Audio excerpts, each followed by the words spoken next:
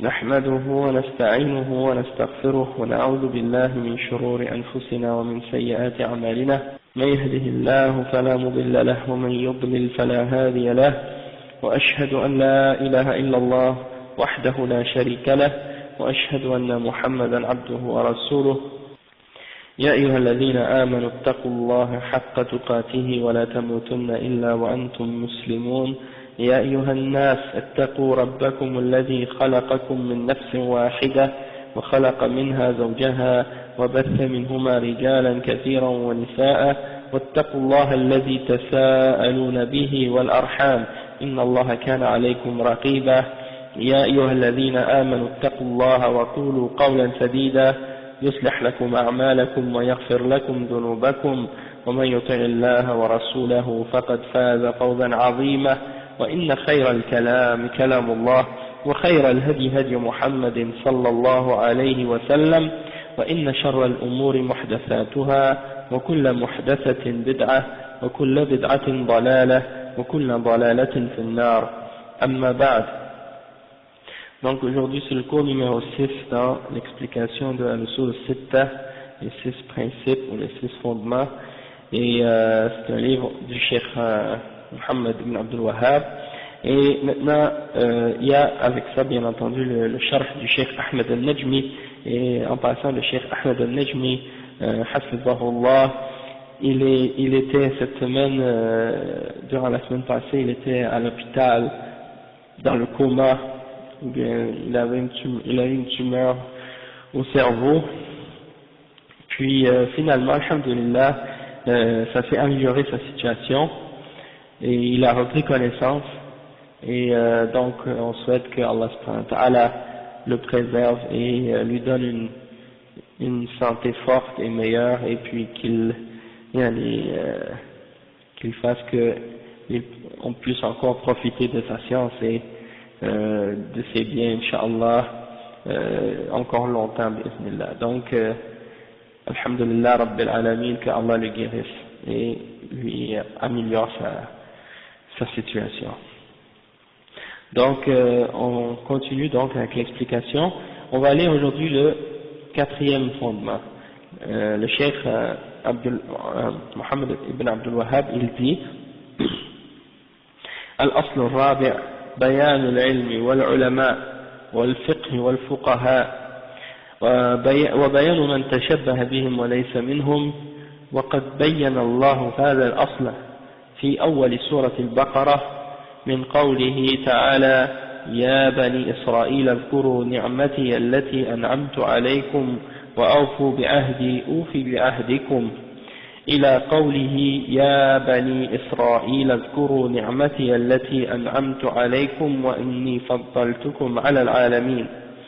ويزيده وضوحا ما صرحت به السنة في هذا الكلام الكثير البين الواضح للعامي البليد.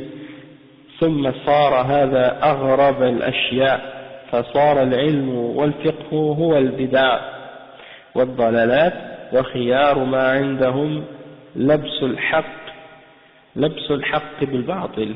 وصار العلم الذي فرضه الله على الخلق ومدحه لا يتفوه به إلا زنديق أو مجنون. وصار من أنكره وعاده صنف في التحذير منه والنهي عنه هو الفقيه العالم. Wa alaykum salam wa rahmatullahi wa barakatuh.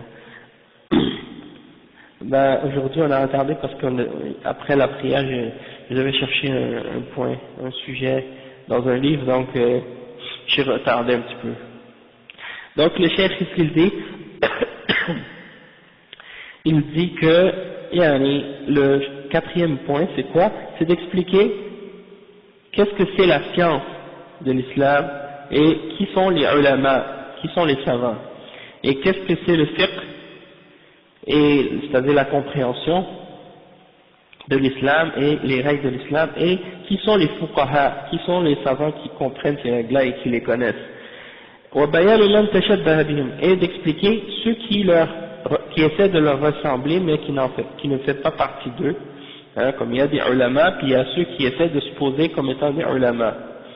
Et Allah subhanahu wa ta'ala a bien clarifié ce fondement-là au début de Surat al-Baqarah, à partir du verset où Allah subhanahu wa ta'ala il dit au verset 40 dans Surat al-Baqarah, Ya Bani Israël, ô peuple d'Israël, ou ô enfants d'Israël, souvenez-vous de mes bienfaits ou de mon bienfait que j'ai mis sur vous, et respectez mon engagement, et moi je respecterai votre engagement, l'engagement que j'ai pris avec vous. Et ça continue jusqu'à ce que Allah subhanahu wa ta'ala dise au verset 47 dans Surat al-Baqarah, ô fils d'Israël, souvenez-vous de mon bienfait que j'ai mis sur vous et que je vous ai préféré parmi tous les peuples du monde. Hein.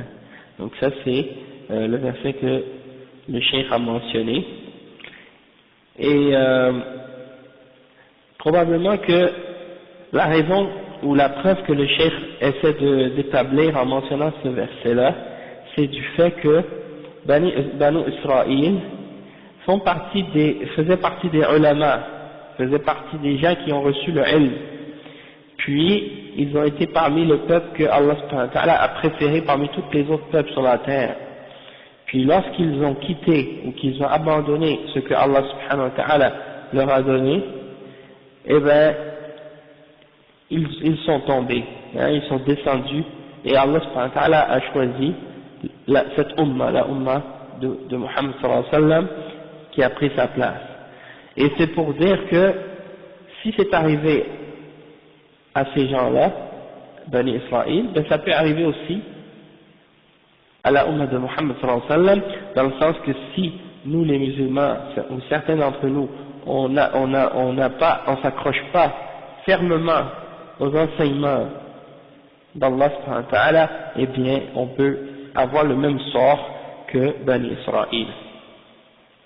Et ça c'est selon ma compréhension personnelle, wallahu a'lam, peut-être qu'il y a d'autres choses derrière ça dans l'explication, parce que quand on regarde l'explication du cheikh Ahmed al-Najmi, il n'a pas commenté au sujet de ce verset-là, il n'a pas expliqué au sujet de ce verset-là, et donc j'essaie d'établir selon ce que je comprends d'après le contexte de ce point-là, de ce principe-là, sinon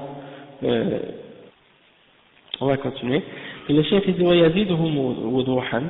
il dit, et qu'est-ce que la sunna a expliqué, hein, clairement, ça vient rajouter plus de clarté et d'explication au sujet de ce point-là, c'est-à-dire la distinction entre les vrais ulama et ceux qui se prétendent comme étant des ulama, qui sont des ulama, et qu'est-ce que c'est avoir le ilm. Ok, et le cheikh dit ensuite que c'est tellement clarifié par la sunna que n'importe qui est capable de le comprendre, même les plus simples parmi les illettrés, des gens qui savent ni lire ni écrire, ils sont capables de le comprendre lorsqu'ils entendent le Coran, et lorsqu'ils entendent les hadiths, ils sont capables de comprendre ça très clairement. Puis, le cheikh dit que cette connaissance-là de l'islam, c'est devenu quelque chose d'étrange par la suite.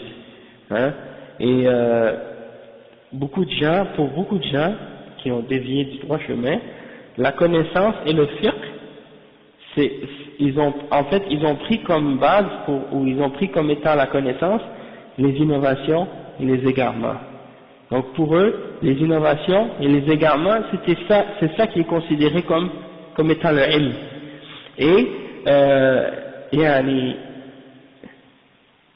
le cheikh dit le mieux de ce qu'il possède, c'est de couvrir la vérité par le mensonge. Il recouvre la vérité par le mensonge. Donc, la science que Allah subhanahu wa ta'ala a ordonnée, hein, c'est-à-dire le tawhid, hein, et de suivre la sunna, cette science-là que Allah a ordonnée à sa création et qu'il a glorifiée, les seuls qui appellent à cette science-là sont considérés par ces gens-là comme étant des hérétiques ou des gens qui sont fous ou des choses de ce genre. C'est-à-dire ceux qui appellent à cette science, à la science qu'Allah a glorifiée, sont considérés par ces gens-là comme étant des fous, tandis que celui qui oppose le tawhid et qui dénonce le tawhid et qui attaque le tawhid et qui avertit les gens contre le tawhid, eux sont considérés par certains comme étant les vrais ulama et ceux qui ont le fiqh.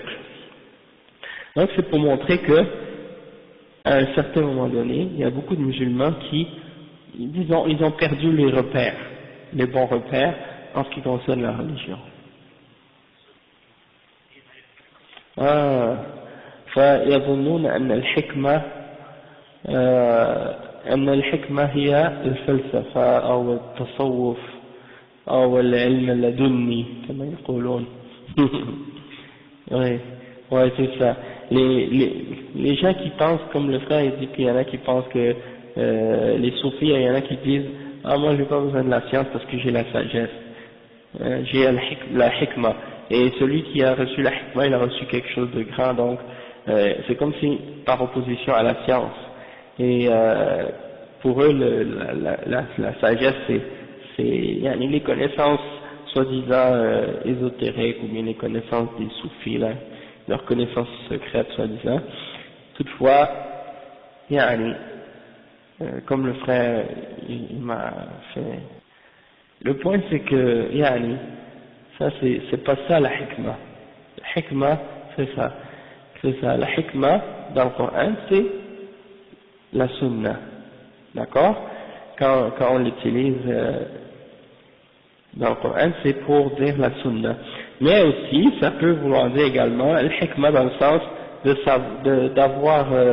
savoir mettre chaque chose à sa place et de mettre les choses dans l'ordre et de donner à chacun ce qu'il mérite et à chaque chose sa juste mesure, c'est ça que ça veut dire al-hikmah au sens linguistique.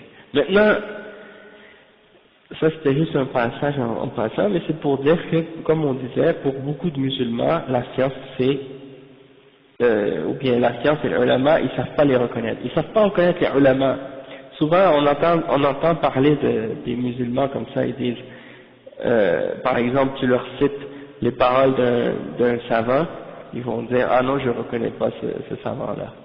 Ou bien, un autre, il dit les paroles d'une personne qu'il considère être un alim, et il dit, ah, un tel savant a dit telle chose.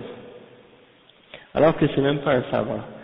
Et la raison pourquoi on reconnaît pas les savants souvent, c'est que on sait même pas qu'est-ce que c'est la science. Si on connaît pas la science, qu'est-ce que c'est la vraie signification de la science, comment on peut savoir qui sont les ulama? On peut pas savoir qui possède la science tant qu'on ne sait pas elle-même la science qu'est-ce que c'est. Être un savant, ça veut dire de connaître, quelqu'un qui a de la connaissance, mais qui a la connaissance de quoi? C'est ça qui est important de comprendre, d'accord? Et donc, pour comprendre qui sont les ulama, il faut comprendre c'est quoi cette science que ces ulama-là doivent posséder pour être considérés comme étant des ulama. Et donc, c'est comme pour dire i'arif al-haq, ta'arif rijala. Comme il y a des fois, il y a des gens qui disent connais la vérité, puis tu vas connaître qui sont les hommes qui la défendent et qui sont avec. Donc souvent les gens inversent les choses. Ils veulent connaître les gens et déterminer qu'est-ce que c'est la science par rapport à ces gens-là. Alors que c'est le contraire. Connais la science, après tu vas reconnaître qui sont ceux qui la possèdent réellement. Et le cheikh Mohammed ibn Hadi, à ce passage-là, il a mis un point important à ce sujet-là. Et il a dit المراد بالعلم هو العلم الشرعي وهو ما قاله الله في كتابه وما قاله رسول الله صلى الله عليه وسلم في سنته وما استنبطه أهل العلم منهما من الأحكام الشرعية والتي ينبني عليهما حفظ الدين والمال والعرض والعقل والنسل والعلماء هم العارفون بذلك العاملون بما فيهما والداعون إليهما الصابرون على الأذى فيهما ويسمون أيضا بالفقهاء.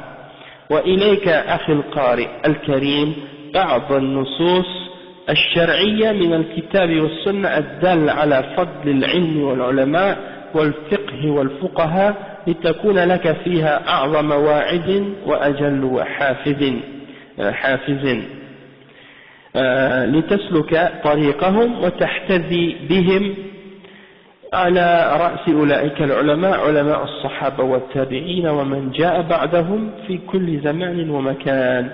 وها هي النصوص غضا طرية زادك الله توفيقا وهدى. Donc le cheikh il dit que qu'est-ce qu'on veut dire par la science quand on parle dans l'islam de la science? On parle de la science de la sharia, la connaissance de la sharia. On ne parle pas de la connaissance des choses matérielles dans la dunya, comme par exemple connaître la chimie ou la physique ou les maths ou la science ou ces autres connaissances-là dans la dunya, comme par exemple la science de mécanique ou autre chose de ce genre. Ça c'est des sciences, mais c'est pas de cette science-là qu'on parle dans le contexte dans lequel on explique aujourd'hui. On parle de la science qui a rapport avec Allah subhanahu wa ta'ala et sa religion, et qu'est-ce qui nous rapproche au paradis et qui nous éloigne de l'enfer. Donc le cheikh il nous dit que l'ilm c'est ça la science. La vraie science c'est de connaître ça, de connaître la sharia, et c'est-à-dire ce que Allah subhanahu wa ta'ala dit dans son livre et ce que le prophète sallallahu alayhi wa sallam dit dans la sunna, et ce que les ulama ont extrait, ce que les savants ont extrait des règles de la sharia, qui sont disons établis par rapport au texte de la sharia par ijtihad, et des choses de ce genre, et qui sont basés sur les intérêts ou les buts de la sharia, dans le sens que la sharia elle a été établie dans le but de préserver 5 choses, qu'on appelle maqasid al-sharia, les buts de la sharia. C'est quoi?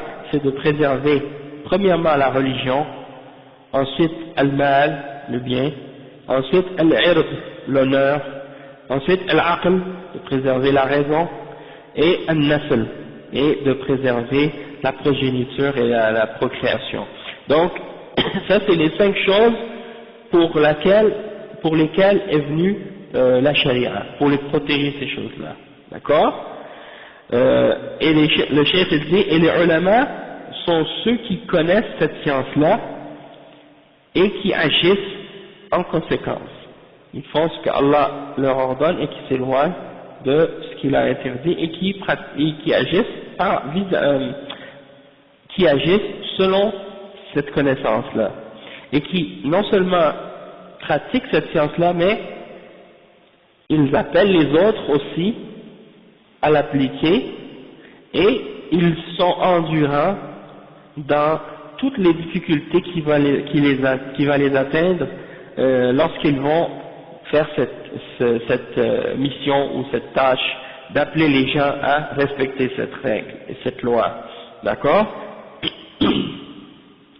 Le cheikh il dit, et on les appelle aussi par d'autres noms, comme les ulama, les savants, on les appelle aussi par d'autres noms comme al-fuqaha par exemple, ahlul ilm, les savants, al-fuqaha, des termes de ce genre. Wa alaykum salam wa rahmatullahi wa barakatuh. Wa aynam warasatul anbiya, les héritiers des prophètes, et ainsi de suite. Donc le cheikh il dit qu'il va mentionner certains textes, certaines preuves de la sharia, du Coran et de la sunna qui nous prouvent, qui nous montrent l'importance de la science et le mérite des ulama, et c'est dans le but de nous inciter à essayer de suivre leur voie et d'essayer de les prendre comme modèle et exemple pour arriver, Inch'Allah, à plaire à Allah subhanahu wa ta'ala. Et il dit qu'à la tête de ces savants-là, il y a les savants parmi les sahaba et les tabi'in, et ceux qui sont venus après eux à chaque époque et à chaque endroit. Et voici donc les références dans le Coran à ce sujet-là. Le cheikh il dit قال تعالى شهد الله أنه لا إله إلا هو والملائكة وأولو العلم قائما بالقسط لا إله إلا هو العزيز الحكيم. Allah subhanahu wa ta'ala a témoigné que rien ne mérite d'être adoré en dehors de lui, ainsi que ses anges, et ainsi que ceux qui détiennent la science, c'est-à-dire ceux qui ont reçu la science. Donc eux aussi ils témoignent avec les anges et avec Allah subhanahu wa ta'ala que rien ne mérite d'être adoré avec lui ou en dehors de lui. Et qa'iman bil qist, c'est-à-dire ça c'est établi dans toute la justice. Rien ne mérite d'être adoré en dehors de lui. Al-Aziz al-Hakim, le tout-puissant et le sage. Ça c'est le verset 18 dans Sourate Al-Imran. Ensuite le cheikh dit وقال سبحانه قل هل يستوي الذين يعلمون والذين لا يعلمون إنما يتذكر أولو الألباب. C'est le verset 9 dans Sourate Az-Zumar qui dit est-ce que ceux qui savent sont égaux avec ceux qui ne savent pas? Est-ce que ceux qui savent et ceux qui ne savent pas, est-ce qu'ils sont tous les deux égaux? Et donc bien entendu qu'ils ne sont pas égaux, ils ne peuvent pas être égaux, parce que les ignorants et les gens qui ont la science ne peuvent pas être égaux. Et il dit ensuite c'est uniquement les gens qui possèdent la raison qui peuvent se souvenir des choses de ce genre. Et il mentionne un autre verset, c'est le verset 11 dans Sourate Al-Mujadala, dans lequel Allah subhanahu wa ta'ala dit يرفع الله الذين آمنوا منكم والذين أوتوا العلم درجات والله بما تعملون خبير.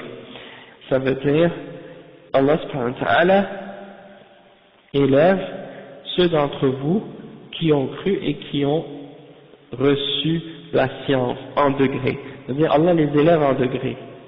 يرفع الله الذين آمنوا منكم والذين أوتوا العلم درجات.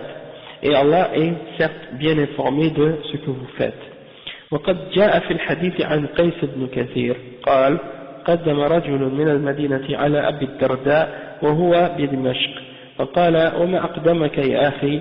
فقال حديث بلغني أنك تحدثه عن رسول الله صلى الله عليه وسلم. قال وما جئت أما جئت لحاجة؟ قال لا. قال أما قدمت لتجارة؟ قال لا. قال ما جئت إلا في طلب هذا الحديث؟ قال نعم. قال فإني سمعت رسول الله صلى الله عليه وسلم يقول من سلك طريقا يبتغي فيه علما سلك الله به طريقا إلى الجنة وإن الملائكة لتضع أجنحتها رضاء لطالب العلم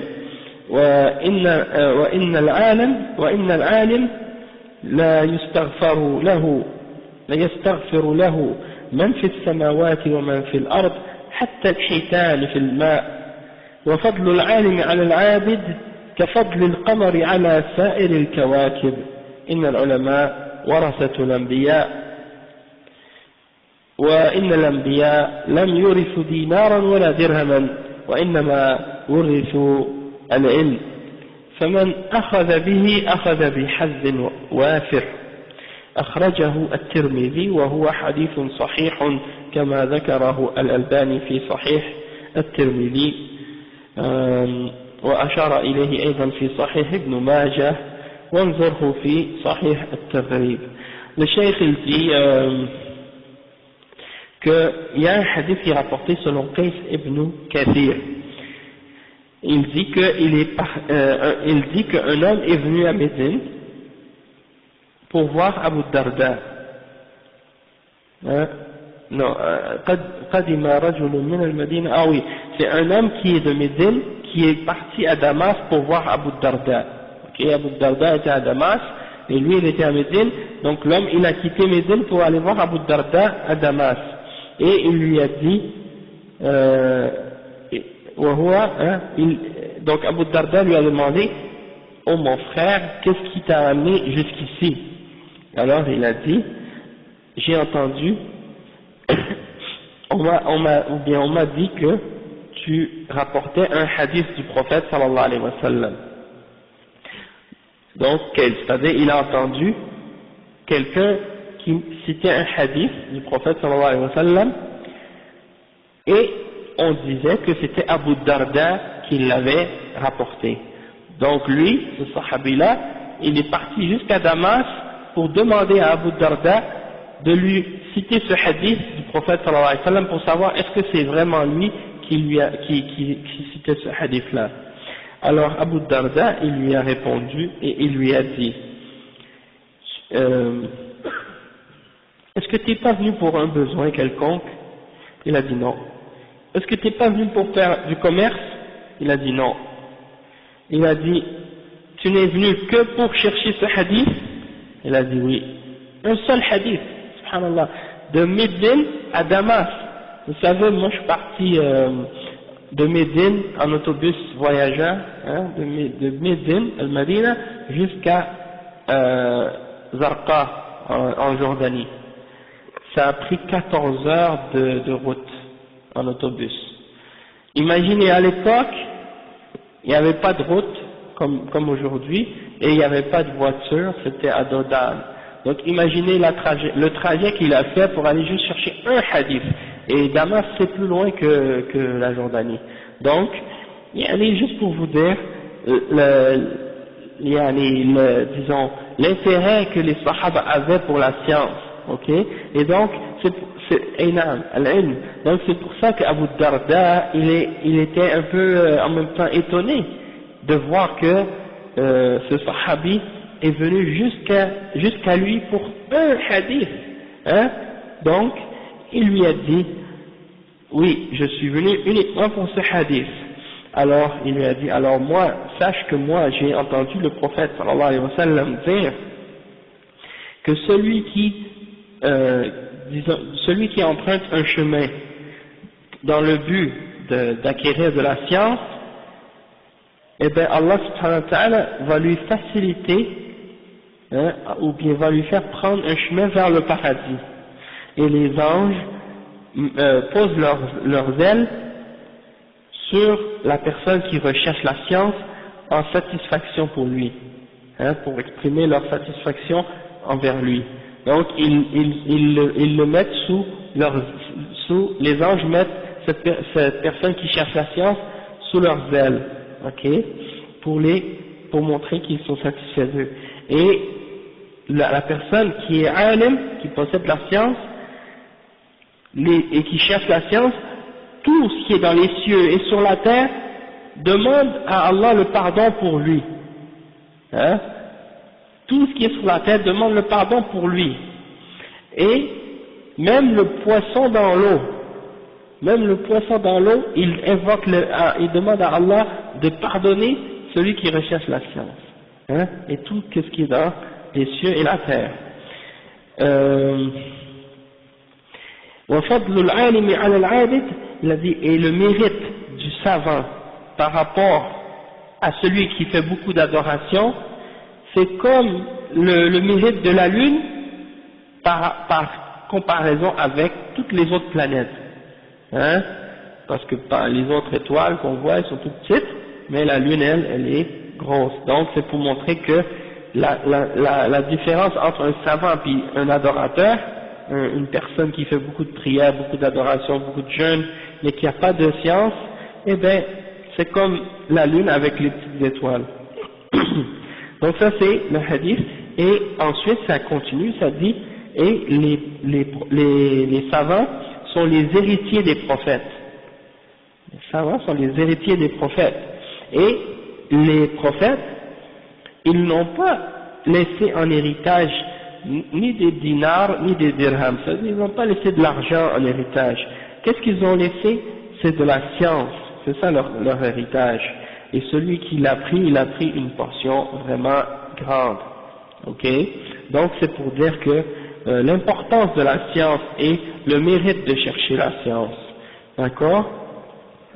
Et ça c'est un hadith qui est rapporté selon At-Tirmidhi, et c'est un hadith sahih, et l'imam Al-Albani il l'a mentionné dans Sahih At-Tirmidhi, et il a mentionné son authenticité également dans Sahih Ibn Majah, et dans Sahih Targhib.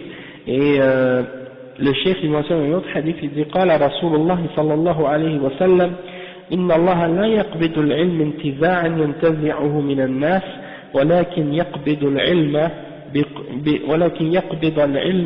بقبض العلماء حتى إذا لم يترك عالما اتخذ الناس رؤوسا جهالا فسئلوا فأفتوا بغير علم فضلوا وأضلوا رواه البخاري ومسلم. Le cheikh il mentionne un hadith ici qui est très important, qui est rapporté selon Al-Bukhari et Muslim, qui dit que Allah subhanahu wa ta'ala ne prend pas la science en leur arrachant des gens directement, c'est-à-dire Allah n'enlève pas la science des gens directement comme ça de leur cœur, mais il leur enlève la science en faisant mourir les savants, par la mort des savants, jusqu'à ce qu'il ne reste plus aucun savant. Alors les gens vont prendre comme des références ou comme des têtes, ils vont mettre à leur tête des ignorants, et lorsqu'ils sont questionnés, ils répondent, ils donnent des réponses sur la religion sans connaissance, et ils s'égarent eux-mêmes et ils égarent les autres. Ils s'égarent eux-mêmes à cause de leur ignorance et ils égarent les autres avec eux à cause de leur ignorance. Donc ça c'est un grand danger, et ça montre aussi que c'est un des signes de la fin des temps, qu'il y aura de moins en moins de science et bien entendu moins en moins de ulama, d'accord? Et donc c'est pour ça que on demande à Allah de donner la santé au cheikh Ahmed al-Najmi justement, qui est un parmi les grands ulama actuellement en Arabie Saoudite. Le cheikh il a 83 ans et il était malade la semaine passée, comme je disais avant que tu arrives. Il a eu une tumeur au cerveau, si je ne me trompe pas. Donc, mais il a repris conscience dernièrement. Sa situation semble s'améliorer d'après ce que j'ai appris dans les dernières nouvelles. Donc on espère qu'Allah subhanahu wa ta'ala le garde et le guérisse encore une fois, comme j'ai dit tout à l'heure. Ensuite, le cheikh il mentionne un autre hadith important à ce sujet-là qui dit قال صلى الله عليه وسلم من يريد الله به خيرا يفقهه في الدين. Celui pour qui Allah subhanahu wa ta'ala veut du bien, eh bien il lui donne une compréhension de la religion. Il lui donne le fiqh de la religion. إلى غير ذلك من الأدلة الدالة على فضل العلم وأهله وما أحسن قول الشيخ الحافظ الحكمي حين قال يا طالب العلم لا تبغي به بدلا فقد ظفرت ورب اللوح والقلم وقدس العلم واعرف قدر حرمته في القول والفعل والآداب فالتزمي. Donc le cheikh il mentionne donc le hadith qu'on a mentionné qui est rapporté selon Al-Bukhari et Muslim, celui que Allah aime, il lui donne le fiqh dans la religion, et souvent peut-être des gens ils comprennent mal ce hadith là, ils s'imaginent que Allah leur donne le fiqh, que ça se limite uniquement à la connaissance du fiqh, comme les livres de fiqh, mais c'est pas ça la signification du mot fiqh, c'est beaucoup plus vaste et beaucoup plus large que ça, c'est la compréhension de la religion au complet, dans tous ces aspects, que ce soit aqidah, que ce soit fiqh, que ce soit autre chose également, tafsir ou autre, et hadith ou autre chose, c'est pas juste de comprendre le fiqh seulement. Donc ça c'est important à comprendre, et après le cheikh il dit qu'il y a beaucoup d'autres preuves à ce sujet-là, mais il se limite à ces exemples-là, puis il mentionne les paroles du cheikh de son cheikh, Al-Hafiz al-Hakami, qui a écrit plusieurs manzumat ou qasaid dans lesquels il parle des sciences islamiques, et dans deux vers qu'il mentionne ici, il mentionne le mérite de la science. Ô toi qui recherches la science, ne cherche pas de remplacement ou rien d'autre pour remplacer cette chose-là, parce que en voulant dire, il n'y a rien de meilleur que la science, d'apprendre la science de l'islam.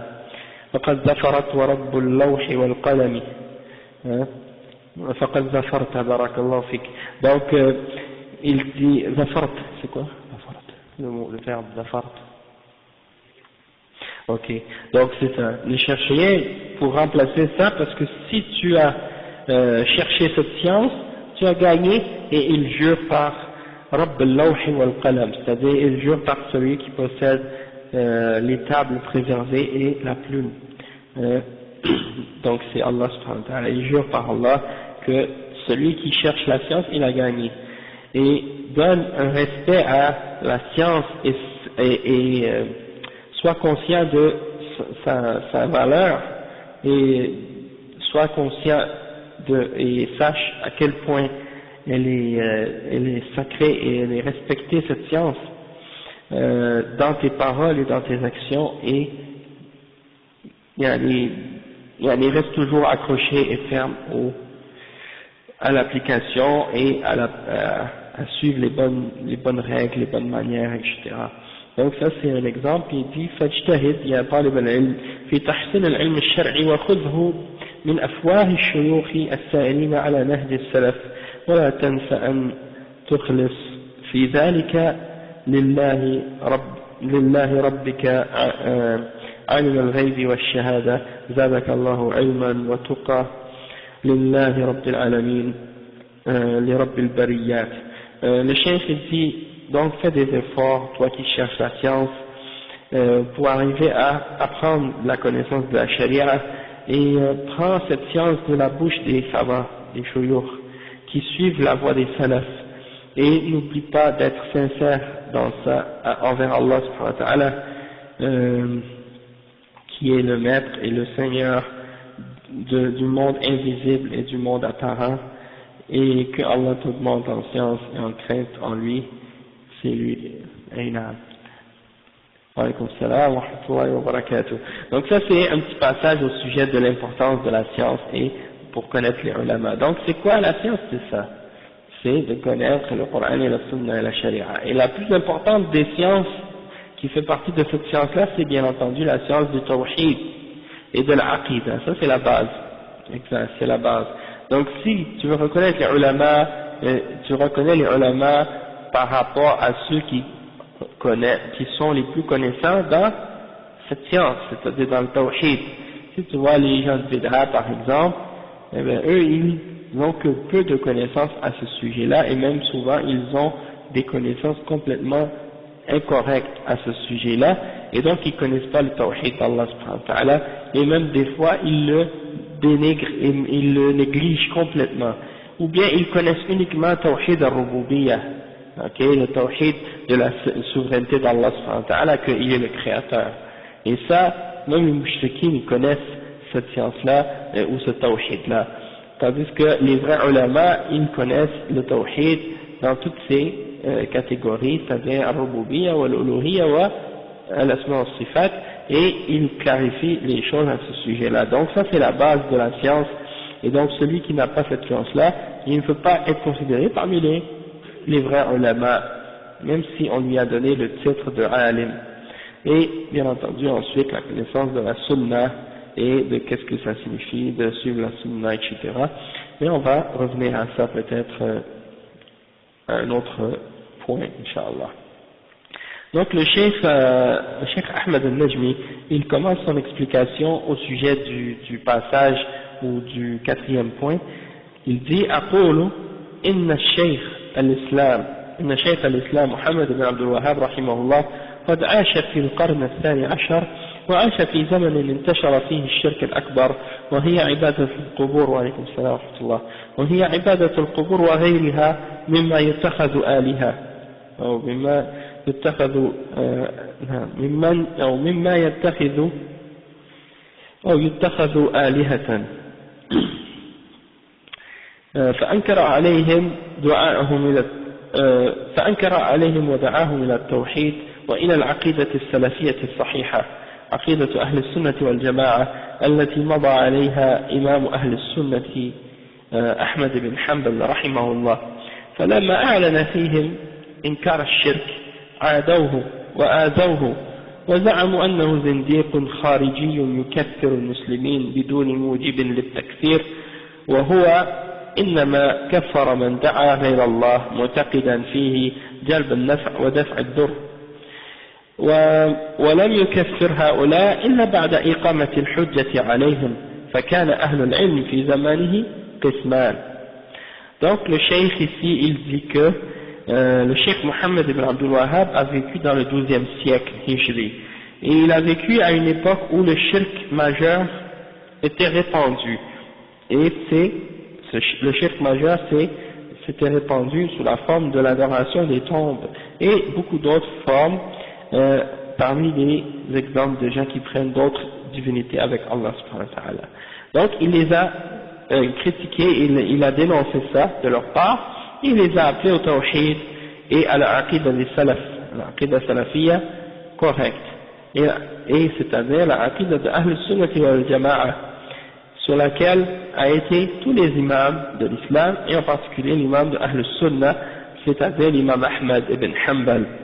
Lorsque l'imam Muhammad ibn Abdul Wahhab a fait connaître sa da'wa et qu'il a dénoncé le shirk, eh bien ces gens-là, beaucoup parmi ces gens-là qui se disaient ou qui étaient considérés comme étant des savants à cette époque-là, se sont mis contre lui et ils lui ont fait du tort et ils ont prétendu qu'il était un hérétique ou un mubtadi' ou un khariji, quelqu'un qui fait partie de la secte des Khawarij, qui déclare les musulmans kuffars sans qu'ils méritent d'être considérés kuffars.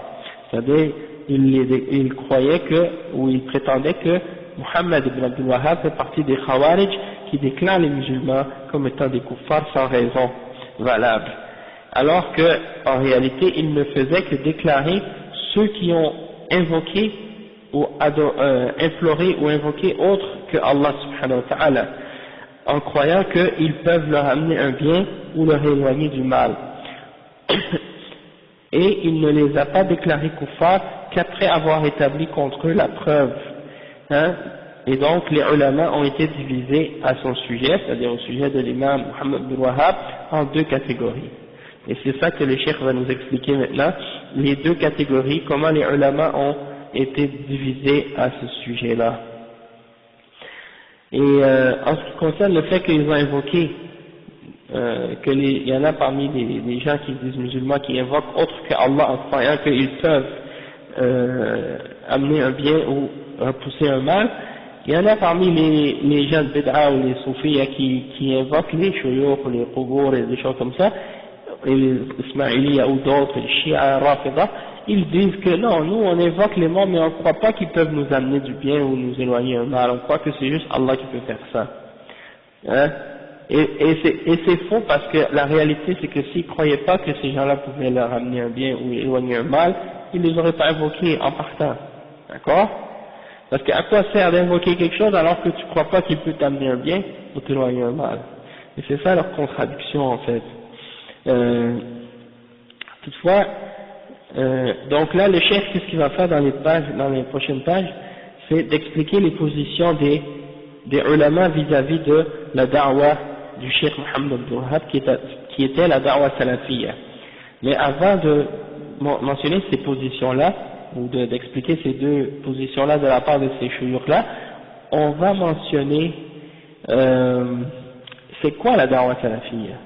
C'est quoi la da'wa salafiyya? C'est quoi les principes de cette da'wa? Ok? Le cheikh il dit إليك أخي القارئ الكريم ملخصا عن عقيدة المسلم المنهج السلفي التي يجب أن يدين العبد بها أمام ربه ليجد ليجد جزاء ذلك يوم يلقاه، والتي ذكرها شيخنا أحمد ابن يحيى النجمي في كتابه الفتاوى الجلية عن المناهج الدعوية، وهو إجابة عن سؤال ورد عليه يسأل فيه السائل الشيخ عن ذلك وعن التعريف بغيرها، فارجع إليه زادك الله توفيقا. Donc, il fait un résumé de la aqidah des salaf, qu'est-ce que ça veut dire. Et c'est une réponse qui a été donnée par le Cheikh Ahmed al-Najmi dans le livre Al-Fatawa al-Jaliyah, si tu veux avoir plus de détails. Il mentionne que le manhaj al-salafi, il dit أن دين الله عز وجل بالتوحيد فلا ندعو أحدا سواه ولا نلتجئ إلى أحد غيره في جلب نفع أو دفع ضر وأن نتعبد ببغض المشركين وعداوتهم إلا أنه يجب علينا أن ندعوهم أولا إلى التوحيد ونبين لهم أنه لا إسلام بدون توحيد وأن من دعا إلها غير الله كفر فمن أصر بعد ذلك فإنه يجب علينا البعد عنه وبغضه لله. Le premier point qui caractérise la da'wa salafiyya, qui est la da'wa de tous les prophètes et la da'wa des sahaba et du prophète Mohammed sallallahu alayhi wa sallam et des sahaba et des tabi'in et de ceux qui les ont suivis, c'est premièrement qu'on doit adorer Allah subhanahu wa ta'ala par le tawhid, en l'unifiant, et qu'on ne doit adorer et invoquer personne en dehors de lui.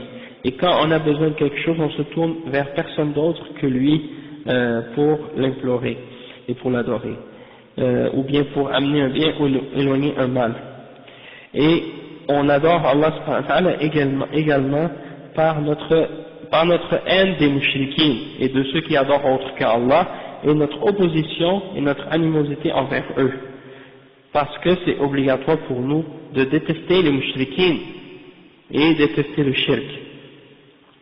Mais il faut, en premier, les appeler au tawhid, les appeler à l'unicité d'Allah et d'adorer Allah seul, et de leur clarifier qu'il n'y a pas d'islam sans tawhid. Ok? Et que celui qui invoque autre que Allah, une autre divinité en dehors d'Allah, il est kafir, il est mécréant. Ou bien quelqu'un qui offre à autre que Allah subhanahu wa ta'ala une forme quelconque d'adoration à autre qu'Allah, il est kafir. Et si après avoir reçu cette connaissance-là, cette information-là, il persiste à adorer d'autres que Allah subhanahu wa ta'ala, alors dans ce cas-là, c'est obligatoire pour nous de s'éloigner de lui et de le détester pour Allah subhanahu wa ta'ala.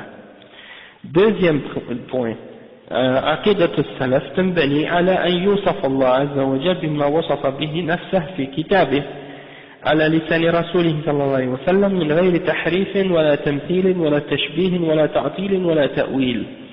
Le cheikh dit que la aqida des salaf est basée également sur le fait que Allah azza wa jal doit être décrit comme il s'est décrit lui-même dans son livre, ou bien par la langue de son messager sallallahu alayhi wa sallam dans la sunna, sans qu'on ait à faire aucune déformation du sens de ces attributs-là, ni en croyant qu'il y a une ressemblance entre les attributs d'Allah et les attributs de sa création,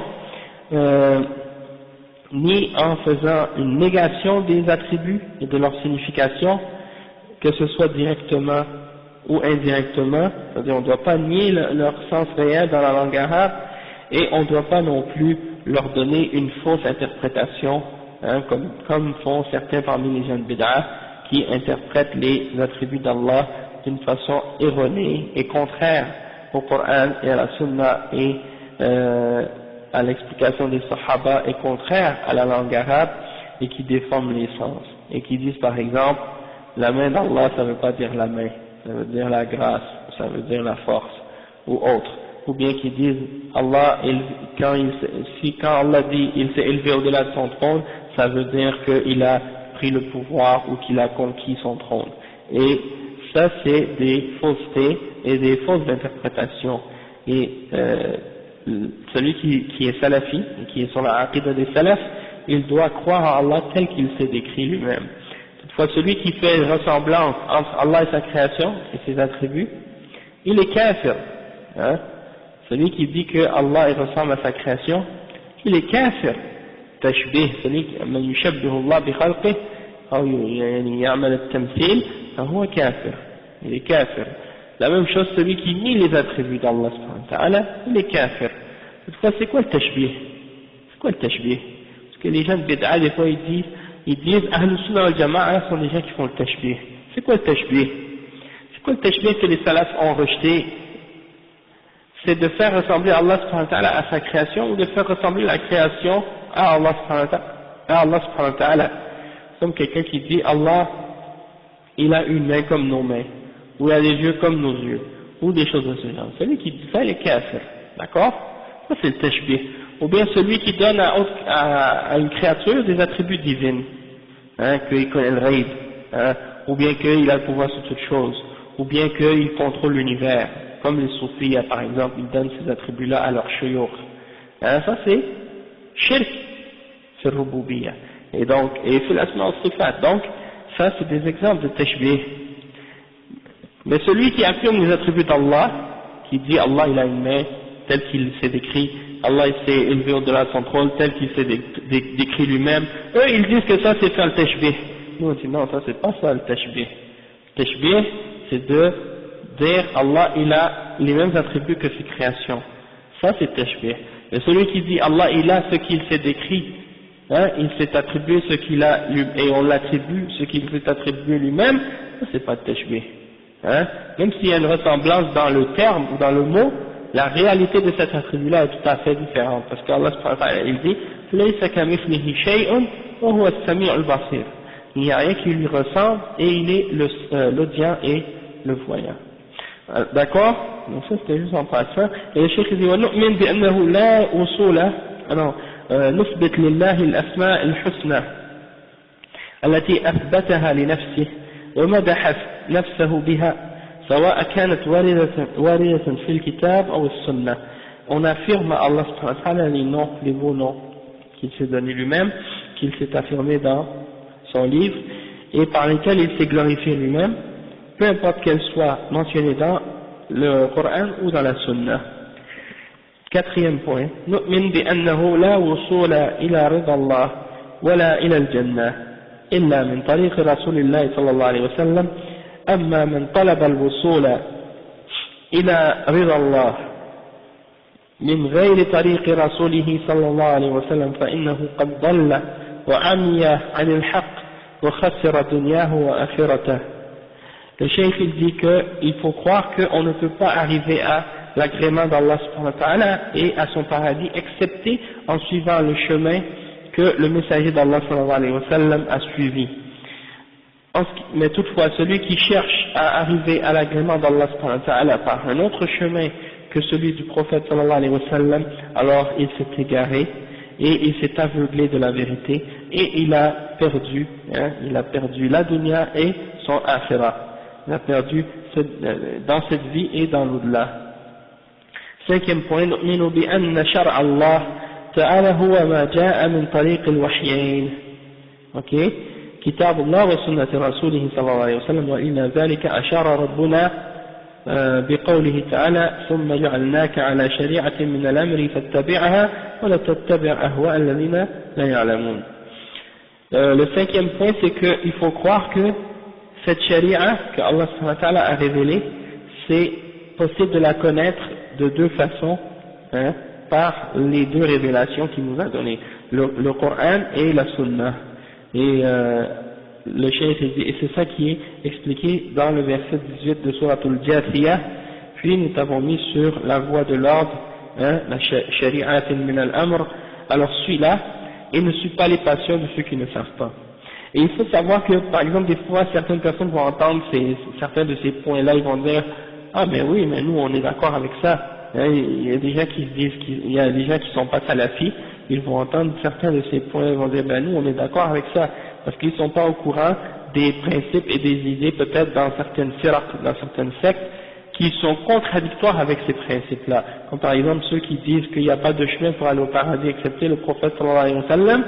Tu vas dire ça à certains musulmans qui suivent par exemple le soufiyya, les soufistes, ils vont dire, ouais, nous on est d'accord avec ça. Sauf que comme guide, ils suivent qui? Ils suivent un cheikh qui invente des affaires de lui-même, des choses qui n'ont rien à voir avec le Coran et la Sunna. Et ils le prennent comme guide, comme si c'est lui qui va les amener au paradis. Et tu les vois dans leur mosquée qui tournent en rond, puis qui sautent comme des fous, hein, et puis qui se balancent par en avant, par en arrière, et là, qui font le wird qui est. Ça, c'est les Tijaniya qui disent que la Salatul Fatih, elle vaut 6000 fois la lecture du Coran. Donc ça, c'est des exemples pour dire que ces gens-là, ils disent par exemple, oui, on croit que le prophète, c'est lui qui nous amène au paradis, sallallahu alayhi wa sallam, c'est-à-dire si on le suit, on va au paradis, mais ils suivent autre que le prophète, sallallahu alayhi wa sallam. Sixièmement, أن نعتقد بأن القرآن كلام الله منزل غير مخلوق والسنة هي المبنية له المبينة المبينة له يفسر القرآن ويفسر القرآن بالسنة وتفسير الصحابة والتابعين لهم بإحسان فالتفسير للقرآن يكون بالأثر أي من طريق الصحابة والتابعين وبالأحاديث الموصولة أو الموصلة إلى ذلك والكتب التي تحوي ذلك وهي التي يجب اقتناؤها وقراءتها كتفسير ابن جرير وتفسير ابن كثير وتفسير البغوي وتفسير الدر المنثور للسيوطي وأمثال ذلك. Le cheikh dit, on croit que la parole d'Allah subhanahu wa ta'ala, elle est révélée et qu'elle n'est pas créée. C'est la parole directe d'Allah, contrairement à ce que disent les Mu'tazila et les Jahmiya, qui croient que la parole d'Allah, elle est créée.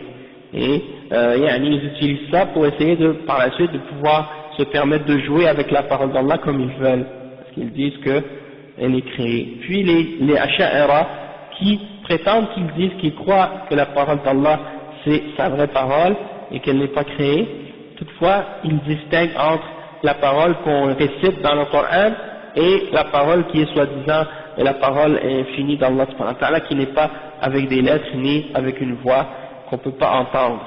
Et ça, selon eux, c'est ça le vrai Coran qui n'est pas créé, tandis que le Coran qu'on récite et qu'on lit et qui est écrit dans le Mus'haf, ça pour eux, ça c'est pas le Coran, ça c'est makhlouq, ça c'est créé pour eux. Et ça c'est la aqida des Asha'ira au sujet du Coran. Alors, ça c'est pour montrer que ces gens-là, ils ont dévié de la voie de Ahl Sunnati wal Jama'a en ce qui concerne le Coran. Et le cheikh il dit qu'on peut interpréter le Coran par la Sunna.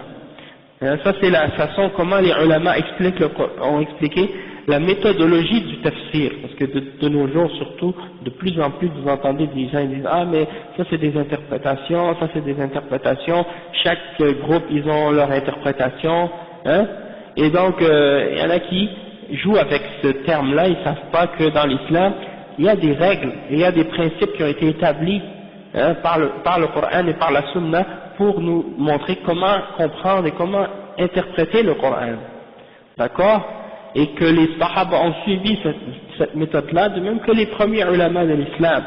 Et cette méthode, c'est premièrement l'interprétation du Coran par le Coran, ensuite l'interprétation du Coran par la Sunna, ensuite l'interprétation du Coran par l'explication des Sahaba et par l'explication des tabi'in, ceux qui les ont suivis, les élèves des Sahaba. Donc le tafsir, le cheikh il dit que ça peut être fait également par les paroles des Sahaba et des tabi'in, et également par les hadiths, et aussi par les livres de tafsir, comme par exemple tafsir Ibn Jarir al-Tabari, c'est le plus ancien des tafsirs qui ramène toutes les paroles des Sahaba et des tabi'in sur chaque verset. Tafsir al-Tabari, on l'appelle Tafsir al-Tabari, mais je pense que c'est le nom du tafsir lui-même, c'est Al-Jami' Tafsir Al-Jami' li Ta'wil al-Qur'an, quelque chose comme ça, si je ne me trompe pas. Et c'est un des plus anciens tafsirs, écrit par un des grands imams, parmi les imams, les mujtahidin, il s'appelle Ibn Jarir al-Tabari, Muhammad Ibn Jarir al-Tabari. Et il y a le tafsir d'Ibn Kathir, il s'appelle Abu al-Fida Ismail Ibn Kathir, et son tafsir s'appelle Al-Qur'an al-Azim, Tafsir Al-Qur'an al-Azim, et c'est un des plus célèbres parmi les tafsirs, et Ibn Kathir c'est un des élèves d'Ibn Taymiyyah, rahimahullah, et de Al-Hafiz al-Mizzi, donc c'est un des élèves de ces deux grands ulama. Ensuite, également, il y a le tafsir de l'imam al-Baghawi, qui est aussi un grand tafsir qui suit cette méthodologie-là, hein, et il y a aussi le tafsir de l'imam al-Suyuti, qui s'appelle Ad-Durr al-Mansour. Il rapporte les athars des salaf sur chaque verset. Et il y a beaucoup d'autres également, parmi les tafsirs. Donc ça, c'est des tafsirs qui sont connus, qui sont il y a des références pour comprendre le Coran. Il y a des gens de bid'a aujourd'hui qui font des nouvelles explications, soi-disant des nouvelles explications des versets. J'ai entendu, j'ai lu dans l'internet, puis j'ai entendu aussi, il y a comme il y a Tariq Souaidan, je ne sais pas, vous connaissez Tariq Souaidan, il est connu, eh ben, lui, quand il parle, des fois il explique des choses, il dit, j'ai compris un verset, il n'y a aucun savant de l'islam, depuis le début de l'islam jusqu'à aujourd'hui, qui a réussi à comprendre ce verset-là, à part moi. Donc c'est comme si, Allah al-Musta'an, c'est comme s'il se place lui au-dessus de tous les ulama de l'islam. Et il explique l'islam d'une autre façon. En fait, quand tu regardes son explication du Coran, c'est comme s'il essaie d'interpréter le Coran à la lumière de la société occidentale et leurs valeurs occidentales à eux.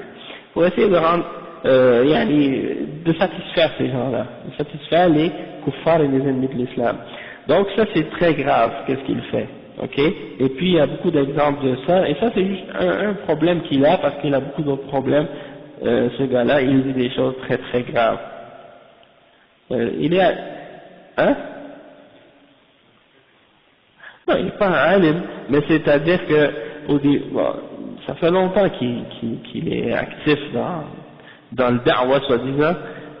Quand il était élève aux États-Unis, il donnait des conférences à l'époque, il avait une grosse barbe, hein, il mentionnait nos bases et tout, hein, et là maintenant qu'il a terminé ses études, il est retourné aux Émirats, au Koweït, et là maintenant tu vois sa petite barbe bien trimée là, puis maintenant il a changé son discours, il est devenu moderne, c'est son comice en bas des chevilles. En tout cas, c'est juste pour dire. Ouais, non, ça c'est, en tout cas, il vient à Toronto chaque année dans la conférence de Reviving the Islamic Spirit.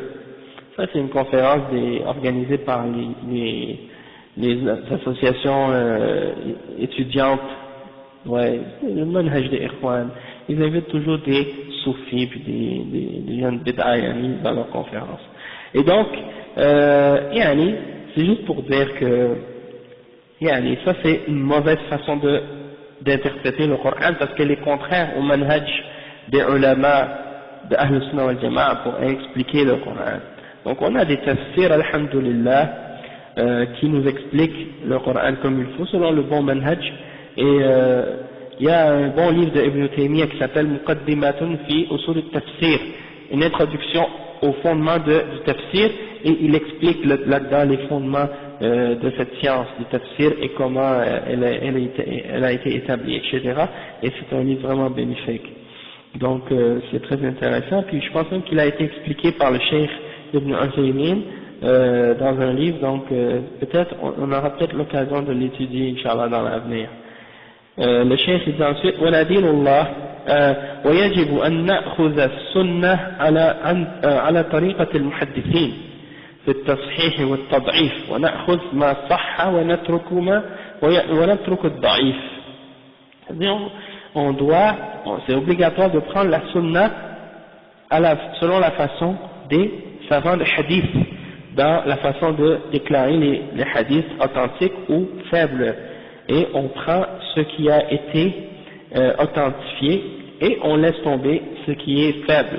Et le cheikh il mentionne ça parce que il y a des gens parmi les gens de bid'a qui déclarent un hadith authentique ou faible selon leur passion et non pas selon la règle des muhaddithin. Et quand un hadith authentique est contraire à leur passion, ils le déclarent da'if, et quand un hadith da'if est en accord avec leur passion, ils le déclarent sahih, et ils ne regardent même pas à l'isnad, à la chaîne des narrateurs, et ils ne regardent même pas la science des hadiths à ce sujet-là.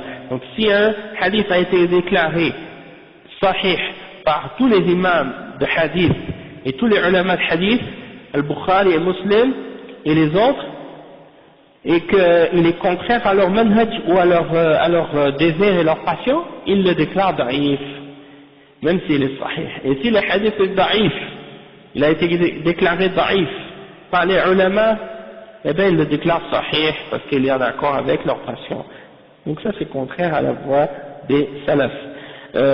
Huitième point, ندين الله عز وجل بطاعة ولاة الأمر في المعروف إذ لا طاعة لمخلوق في معصية الخالق ما داموا مسلمين يحكمون شرع الله ويقيمون حدود الله وما داموا يقيمون الصلاة وأن طاعتهم واجبة وإن جاروا وأن من قال خلاف ذلك وأجاز الخروج على الإمام المسلم وإن كان جائرا فهو مبتدع ضال يجب على علماء المسلمين أن يردوا عليه قوله ويبينوا ضلاله. وعليكم السلام ورحمة الله وبركاته. Le Cheikh dit on adore Allah subhanahu wa ta'ala dans notre religion par l'obéissance aux dirigeants dans le bien. Nos dirigeants, ceux qui sont les chefs de nos pays musulmans, on les obéit dans le bien. Et ça fait partie de notre religion. Et on dit dans le bien parce qu'il n'y a pas d'obéissance pour une créature si ça comprend de désobéir au Créateur. Tant que ce sont des musulmans qui jugent selon la loi d'Allah et qui établissent les punitions et les règles d'Allah subhanahu wa ta'ala et qui font l'établissement de la salat. Et quand le cheikh explique ici qu'ils jugent par la charia et qu'ils appliquent les hudud et tout, ça ne veut pas dire que s'ils ne font pas ça, ils ne sont pas musulmans et qu'on ne doit pas les écouter et les obéir. Mais il y a des détails à ce sujet-là qui seront pas expliqués maintenant parce qu'on n'a pas le temps, mais qui ont été déjà expliqués dans d'autres passages et clarifiés en détail. Donc on va juste passer là-dessus pour faire comprendre que tant que les dirigeants et les musulmans, il faut l'écouter et l'obéir dans le bien. Et que c'est obligatoire de les obéir, et même s'ils font de l'injustice ou même s'il fait de l'injustice, même s'il est injuste et qu'il est un tyran, il faut l'obéir dans le bien. Et celui qui contredit ça, et qui va contre ce principe-là, et qui permet de prendre les armes, de sortir contre l'autorité du dirigeant musulman, alors il est, qui permet de prendre les armes contre un dirigeant musulman, même quand il est injuste, alors celui qui prétend que ça c'est correct, eh bien c'est un innovateur, un mubtadi' et un égaré. Et c'est obligatoire aux musulmans de le réfuter et de clarifier son égarement. Ok. Neuvième point, أنه لا يجوز نشر المثالب ومثالب ولاة الأمور لأن في ذلك إثارة للفتنة وتسبب لوقوعها وإشاعتها لأن في ذلك إثارة للفتنة. Le cheikh dit que c'est pas permis de diffuser les fautes et les erreurs des dirigeants et leurs péchés et leurs erreurs, hein, parce que ça amène la fitna et ça va causer peut-être le fait que la fitna va arriver, c'est-à-dire que les gens vont commencer à se révolter et des trucs de ce genre, et donc ça c'est quelque chose de pas permis, et c'est contraire au manhaj des salaf de faire ça. Contrairement à ce que les gens font dans les sociétés occidentales qui critiquent les injustices et les erreurs des dirigeants d'une façon ouverte. Et ça c'est contraire à la voie du prophète sallallahu alayhi wa sallam. Après, qu'est-ce qui arrive quand les gens font ça ici, même au Québec? Plus personne n'a confiance maintenant à ceux qui sont au pouvoir. Et plus personne les respecte. Et comment tu veux respecter quelqu'un que tu critiques comme ça, ou que tout le monde est en train de dire dans les médias, partout, à la radio, à la télévision, que ce sont des gens qui sont injustes ou mauvais ou qui font des choses qui ne sont pas correctes. Et ça c'est à propos des koufars, donc ça c'est un truc, qu'est-ce qu'ils font, mais pour nous les musulmans, on ne doit pas les suivre dans ça, dans nos pays, au nom de la liberté d'expression, au nom du droit de la liberté des journalistes ou quoi. Nous on est des musulmans, on doit se limiter aux règles de l'islam, Coran et la Sunna. Ok? Ensuite le cheikh il dit ويجب أن ندين الله عز وجل بالسنة ونتبعها ونمقت البدع والمبتدعين لقوله صلى الله عليه وسلم: من عمل عملا ليس عليه أمرنا فهو رد. وفي رواية: من أحدث في أمرنا هذا ما ليس منه فهو رد. وأخرجه البخاري ومسلم. هذه خلاصة كلمات موجزة من عقيدة السلف يجب أن نأخذ بها وأن نسير عليها وإن كنا نريد النجاة ونريد الحق. ويجب علينا أن ننبذ أقوال الرجال التي لا تستند إلى دليل، فالرجال يعرفون بالحق وليس الحق يعرف بالرجال. وأخيرا يجب علينا أن نضرع إلى الله وأن يرينا الحق حقا ويرزقنا اتباعه، ويرينا الباطل باطلا ويرزقنا اجتنابه، إنه ولي ذلك والقادر عليه. وصلى الله على نبينا محمد خير الخليقة وأتقاها وأبرها على نبينا محمد خير الخليقة وأتقاها وأبرها وأزكاها وعلى آله وصحبه أجمعين. Le cheikh il termine en disant que c'est obligatoire d'adorer Allah subhanahu wa ta'ala et de suivre la sunna et de détester la bid'a et les gens qui font la bid'a. Parce que le prophète sallallahu alayhi wa sallam a dit: celui qui fait une action qui ne fait pas partie de notre religion, eh bien elle sera rejetée. Et dans une autre narration, celui qui invente dans notre religion quelque chose qui n'en fait pas partie, elle sera rejetée. Rapporté par Al-Bukhari et Muslim. Et ça c'est donc un résumé de la aqida des salafs, et c'est obligatoire pour nous de nous accrocher à ça et de suivre ça si on veut être sauvé et qu'on veut être sur la vérité. Et c'est obligatoire aussi de rejeter les paroles des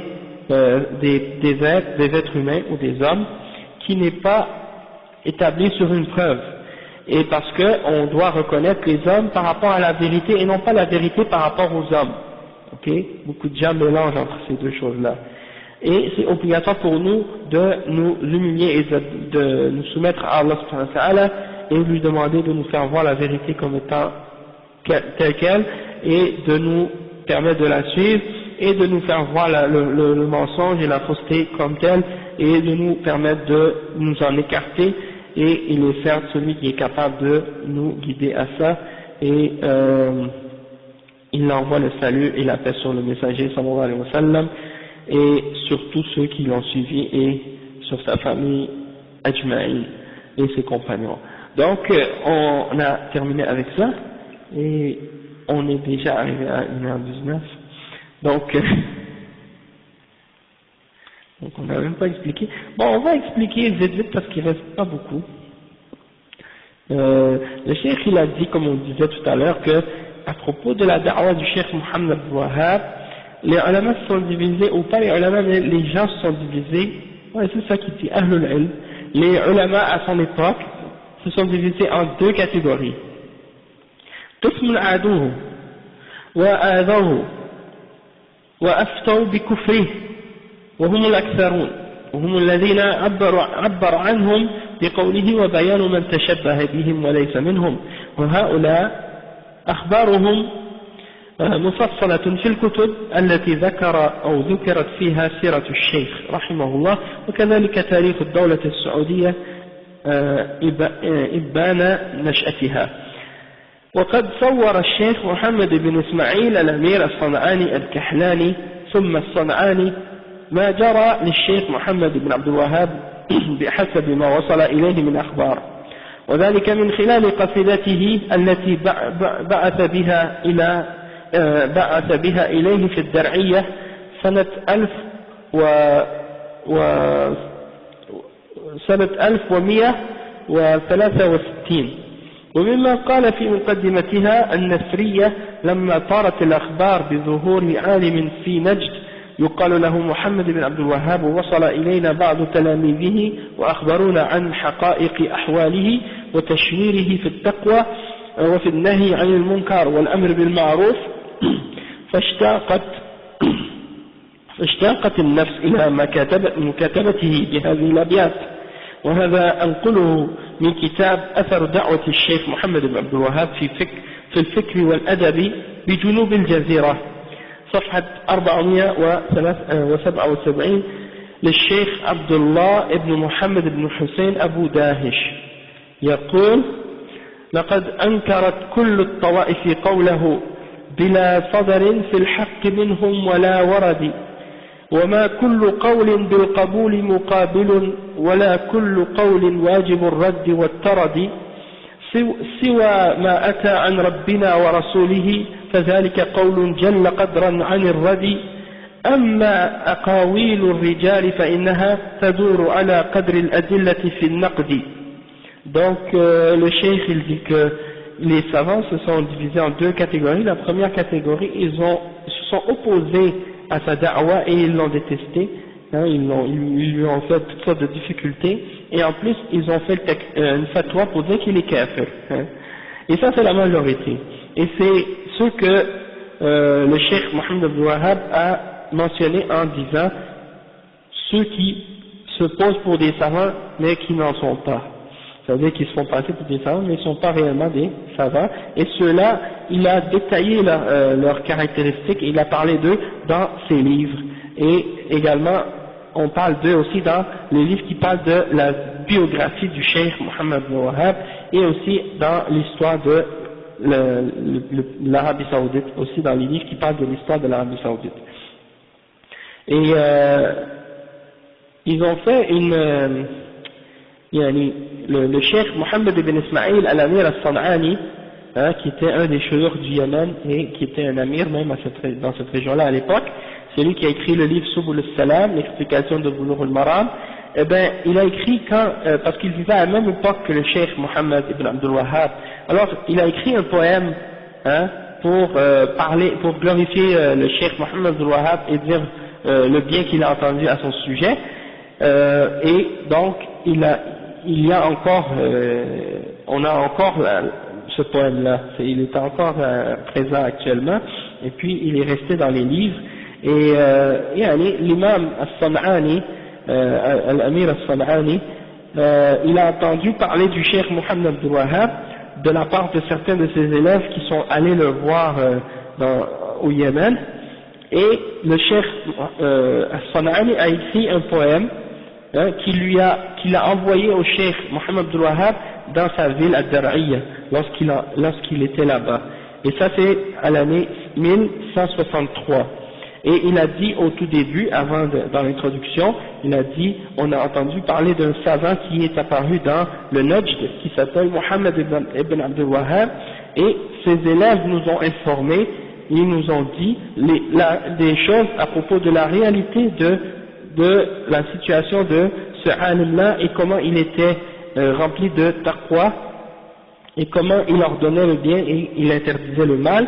Et donc il dit que j'ai eu envie, donc un grand désir de lui écrire moi-même ces vers, hein, de ce poème. Et le cheikh il a mentionné une partie de ce poème qui a été tiré d'un des livres des chouyours. Il dit que tous les groupes ont réfuté ou rejeté sa parole, hein, sans se retourner à la vérité, hein, pour se baser. Ils ont rejeté la parole du cheikh Mohammed Abdul Wahhab, pas par rapport à une preuve, mais par rapport à leur passion et leur désir. Et pourtant, toute parole, elle peut être acceptée ou rejetée, sauf la parole d'Allah et de son messager, hein. Donc ça c'est une parole qui est trop grande pour pouvoir être rejetée, la parole d'Allah et de son messager. Et en ce qui concerne les mensonges que les gens ont racontés au sujet du cheikh, eh ben elles ne tiennent pas, et quand on les met par rapport à côté des preuves et de la critique. D'accord? Donc, comme le cheikh explique, il dit beaucoup de gens ont critiqué le cheikh Mohammed ibn Abdul Wahhab pour beaucoup de raisons, sans toutefois ramener de preuves sur certaines questions.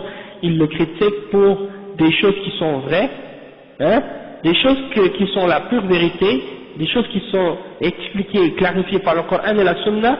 Eux, ils prennent ça comme étant un blâme et une critique. Et c'est ça ce qui est étonnant, yani. Comme par exemple, il le critique du fait qu'il appelle les musulmans à adorer Allah seul. Et eux ils disent, ah mais non, c'est pas correct de dire que il faut appeler les musulmans à ça, parce que ça veut dire que ceux qui font pas ça sont des mouchriquins, et donc il fait le takfir des musulmans. Yani, c'est comme si c'est une logique à l'envers, yani. En fait c'est absolument, c'est totalement absurde. Yani, yani, eux ils se basent sur le fait pour dire, mais écoutez, ces gens-là sont des musulmans, ils invoquent d'autres en dehors d'Allah, ils appellent d'autres en dehors d'Allah. Donc, il ne faut pas dire que c'est shirk, qu'est-ce qu'ils font, parce que sinon ça veut dire qu'ils sont des mouchriquins. Donc, plutôt de dire ça, il faut accepter ce qu'ils font et puis dire que oui, c'est correct dans l'islam. Et ça, c'est complètement absurde. Après, le cheikh il dit وأقول كل الطوائف الطوائف البدع قد أنكروا قوله لأن دعوته سلفية بحتة تقوم على الأدلة من كتاب الله وصحيح سنة رسول الله صلى الله عليه وسلم وعلى فهم السلف الصالح، ولذلك فإن دعوته تهدم الخرافة التي قامت عليها عقيدة الصوفية وعبادة القبور، وتأبى التعطيل الذي قامت عليه عقيدة الجهمية، وتأبى تأمير العقول على النصوص، فما قبلته منها أخذ وما لم تقبله منها رد، وهو الذي قامت عليه عقيدة المعتزلة.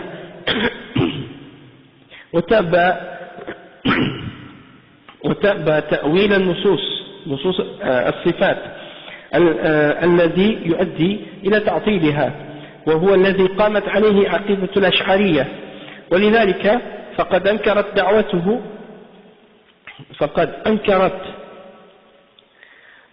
دعوته هذه الفئات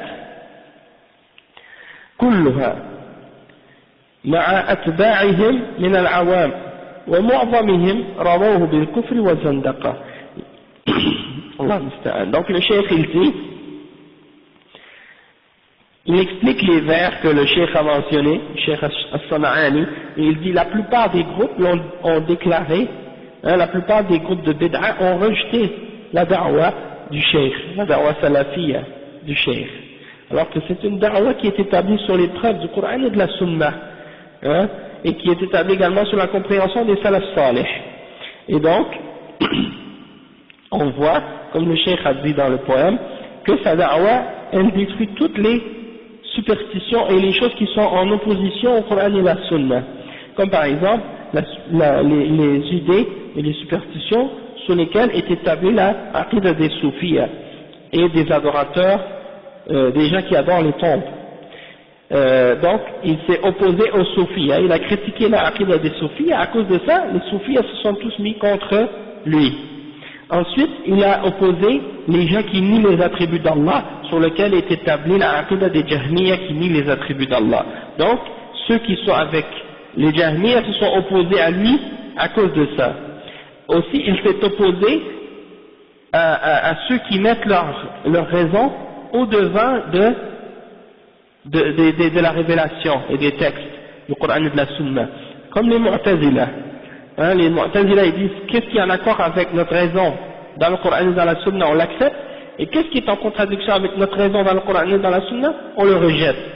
Et donc ils ont mis leur raison comme étant un juge sur la révélation, et ça a été rejeté par le Cheikh Mohammed ibn Abdul Wahhab, et donc à cause de ça on peut dire que les Mu'tazila ou ceux qui ont cette tendance-là se sont tous opposés à lui à cause de ça. Il a aussi opposé les gens qui déforment le sens des attributs d'Allah subhanahu wa ta'ala et ce qui mène à la négation de ces attributs-là d'une façon indirecte, et c'est là-dessus qu'est établie la aqida des Asha'ira qui déforment le sens des attributs d'Allah comme j'ai mentionné tout à l'heure. Et donc à cause de ça, tous les Asha'ira se sont mis contre lui. Et également, bon, le cheikh il n'a pas mentionné, mais il a également opposé les Rafida et les Shia qui adorent les tombes et qui insultent les Sahaba, etc. Donc tous les Shia se sont mis contre lui. Donc le cheikh Mohammed ibn Abdul Wahhab, disons, on peut dire qu'il s'est attiré contre lui les foudres de toutes les sectes égarées qui font partie ou qui prétendent appartenir à l'islam. Et c'est pour ça donc qu'il en a pris de tous les côtés. Hein. La même chose que Ibn Taymiyyah avant lui et d'autres parmi les ulama de la Sunna. Donc le cheikh il dit, c'est pour ça que tous ces groupes-là ont opposé et ils se sont mis à dénoncer sa da'wah, hein, ceux qui sont leurs chouyours parmi eux et également ceux qui les suivent parmi les illettrés qui font juste suivre aveuglément parmi eux. La plupart d'entre eux l'ont critiqué et l'ont déclaré kafir ou bien zindiq comme étant un hérétique. Et aujourd'hui, eux quand ils disent par exemple à quelqu'un anta wahhabi, c'est comme si ils te disent anta kafir ou bien anta zindiq, un hérétique. C'est ça ce que ça veut dire pour eux. C'est pour ça une fois il y en a un autre fois qui m'a vu, il m'a dit anta wahhabi, hadi aqidatul wahhabiyya, il m'a dit ça c'est la aqida des wahhabiyya.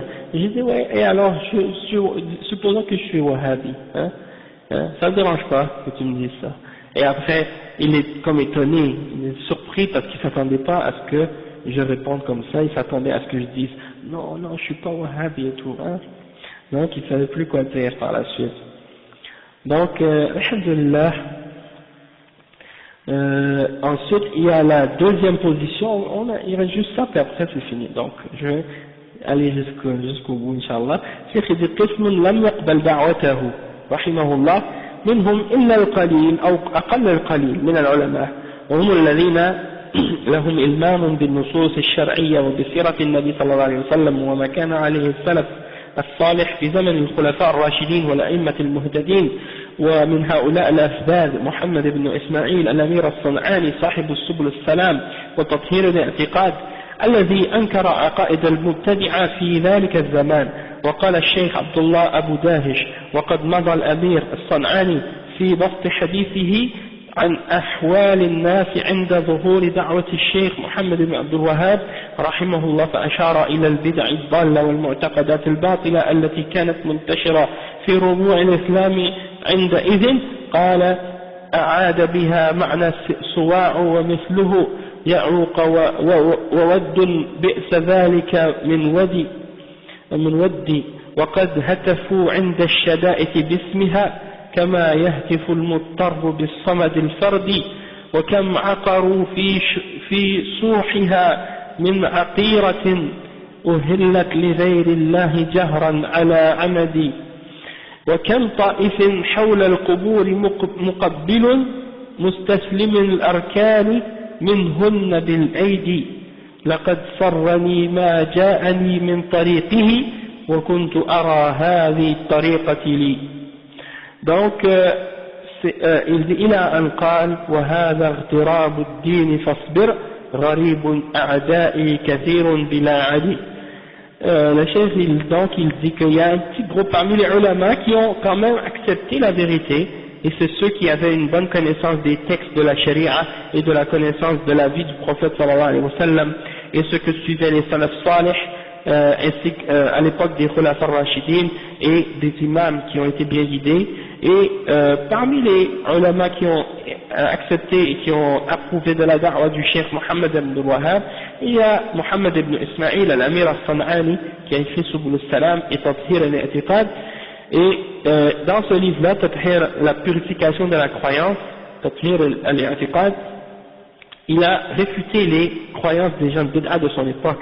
Et le cheikh Abu Abdillah Abu Dahish, il dit dans son livre, il mentionne un passage de poésie de cheikh Mohammed ibn Abdul Wahhab, dans lequel il montre les égarements et les fausses croyances qui étaient répandues dans cette région du monde à l'époque, et il dit dans son poème qu'ils ont ramené les idoles de l'époque de Nuh, comme Wad, wa Suwa', wa Ya'uq, wa Nasr et tout, et ils les appellent lorsqu'ils ont des difficultés au lieu d'appeler Allah subhanahu wa ta'ala.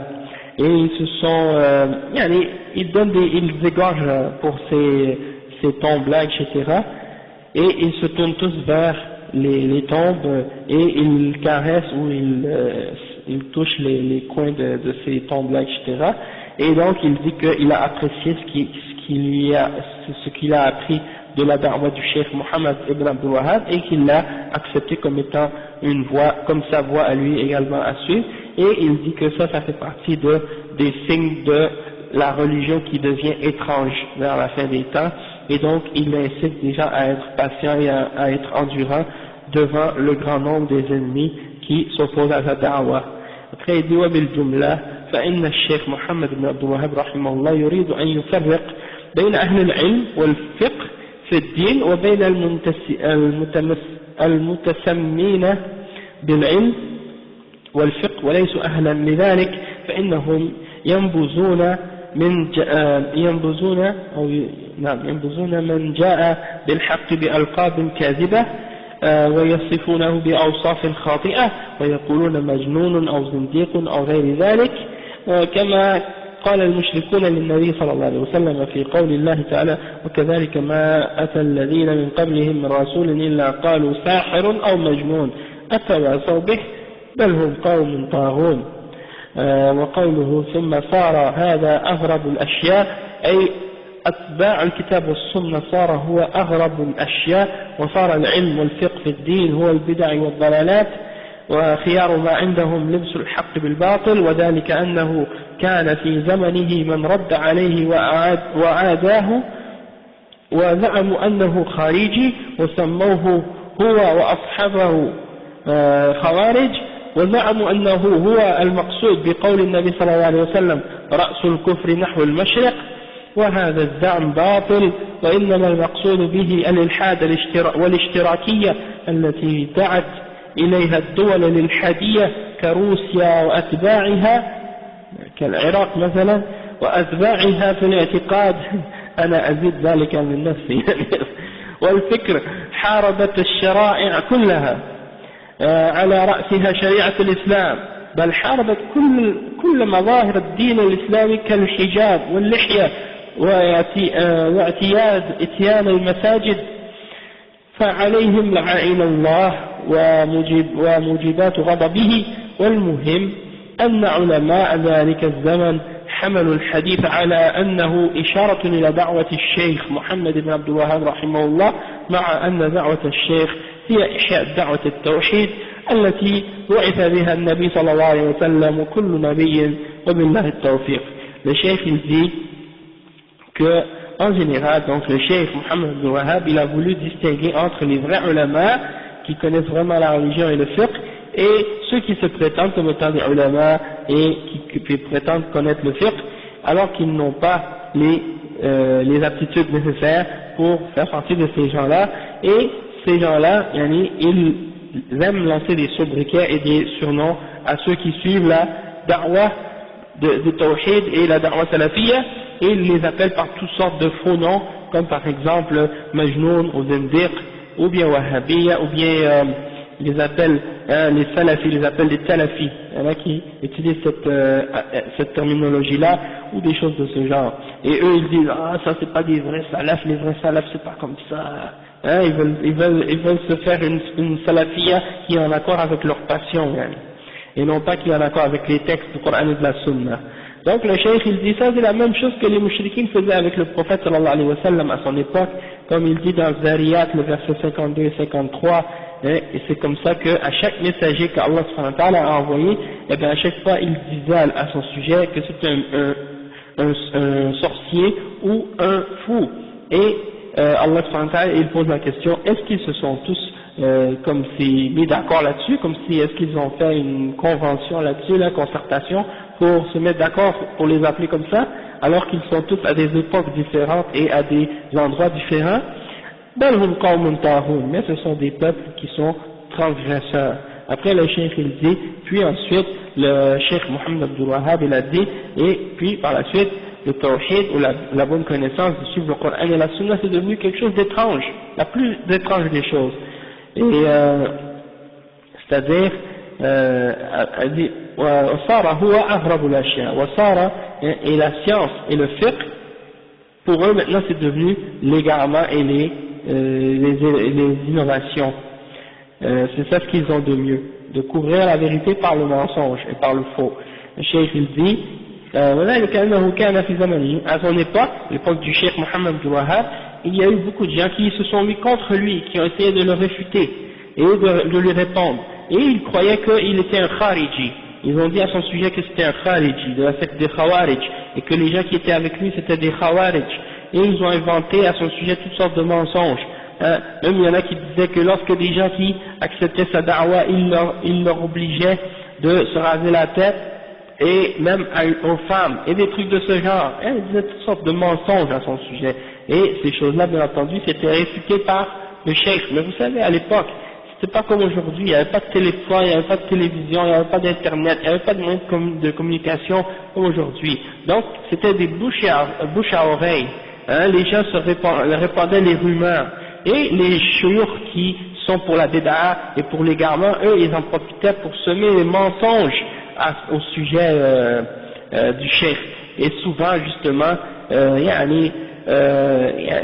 qu'est-ce qui se passe, c'est que les chouyours, même qui le critiquaient parfois, eux-mêmes n'avaient pas reçu l'information d'une source, de la source originale. Donc, ils se basaient sur des mensonges et ils transmettaient des mensonges. Au lieu de retourner au cheikh lui-même pour lui demander, est-ce que c'est vrai, est-ce que c'est toi, tu dis cette chose-là, est-ce que c'est ça ta da'wa, est-ce que c'est ça votre aqidah, etc. Donc, on voit que c'est ça qui est triste à ce sujet-là. Et puis, il dit qu'il y a même parmi des, soi-disant des shuyukh, parmi ces gens de bid'a, qui ont essayé d'appliquer le hadith qui dit la tête de la mécréance ou la base de la mécréance est vers l'Orient. Ils se basent sur ce hadith-là pour l'appliquer au Cheikh Mohammed ibn Abdul Wahhab pour dire ça s'applique à sa da'wa, que c'est lui la tête du kufr. Ou bien al-fitna min al-mashriq, ou des choses comme ça. Alors que ça c'est une fausse idée et que la réalité à ce sujet-là c'est plutôt l'athéisme et le rejet de la foi qui vient de l'origine de l'ishtirakiyya, le socialisme, le communisme, auquel appelaient les pays, des pays qui ont rejeté la foi en Allah subhanahu wa ta'ala, comme la Russie, ou bien les pays qui l'ont suivi, comme par exemple l'Irak, qui était un pays ba'ath, qui suivait le fikra al-ba'thiyya, l'ishtirakiyya, communisme, le socialisme. La Syrie aussi, comme qui est un pays ba'ath aussi. Et après il dit et donc toutes ces idées-là qui s'opposent à la charia de l'islam, qui s'opposent à tous les aspects extérieurs de l'islam, comme par exemple le hijab, la barbe, de venir à la mosquée, et donc le cheikh il dit que la malédiction soit sur ceux-là, et que tout ce qui également la colère d'Allah subhanahu wa ta'ala soit sur eux. Et donc l'important de comprendre c'est que il y a des gens parmi ceux qui étaient considérés comme étant des ulama à cette époque-là qui ont essayé d'appliquer ce hadith-là à la da'wa du cheikh Mohammed ibn Abdul Wahhab, alors qu'en réalité la da'wa du cheikh était uniquement venue pour faire revivre la da'wa du tawhid, et c'était la da'wa avec laquelle avait été envoyé le prophète Mohammed sallallahu alayhi wa sallam et tous les autres prophètes, et le succès vient uniquement d'Allah subhanahu wa ta'ala. Et il y a une note ici à propos de ça, il dit أيضا تزيد الأمر وضوحا منها ما جاء في صحيح مسلم عن سالم ابن عبد الله عن أبيه أن رسول الله صلى الله عليه وسلم قال وهو مستقبل المشرق إن الفتنة ها هنا ومن حيث يطلع قرن الشيطان. انظر كتاب الفتن باب الفتنة من المشرق من حيث يطلع قرن الشيطان.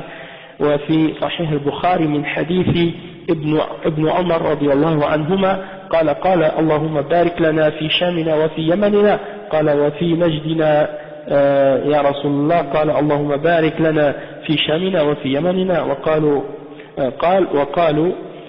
وفي نجدنا قال هناك الزلازل والفتن وبهما يطلع قرن الشيطان وما قيل في نعم انظر كتاب الجمعة باب وقيل ما قيل في الزلازل والآيات. Donc ça c'est d'autres hadiths qui ont été rapportés au sujet de la fitna qui vient de l'Orient, et que c'est de là que allaient venir ou allaient se lever les cornes du shaitan. Et aussi il y a un dua du prophète sallallahu alayhi wa sallam qui a été rapporté aussi, selon Ibn Omar qui dit, oh Allah, mets la bénédiction sur notre Sham et notre Yémen, et il y a quelqu'un qui a dit, et notre Najd, ô messager d'Allah, et il a dit, Allahumma barik, il a répété encore, oh Allah, mets la baraka sur le Sham et le Yémen, et la personne a dit, et sur le Najd, ya Rasulallah, le prophète sallallahu alayhi wa sallam a dit, c'est de là que viendront les tremblements et les troubles, les fitan, et c'est là que se lèvera les cornes du shaitan. Et les ulama ont expliqué que ça, c'est la région de l'Irak, c'est la région de l'Irak parce que le Mashriq de Médine c'est l'Irak, et le Najd qui est en Arabie c'est le Najd par rapport à Mecca et non pas par rapport à Medina, d'accord. Et aussi en plus c'est que historiquement c'est de l'Irak que toutes les fitnes sont venues. Donc on va s'arrêter ici, hein, ça c'est la fin pour le point numéro 4. أقول قولي هذا سبحانك اللهم وبحمدك أشهد أن لا إله إلا أنت أستغفرك وأتوب إليك.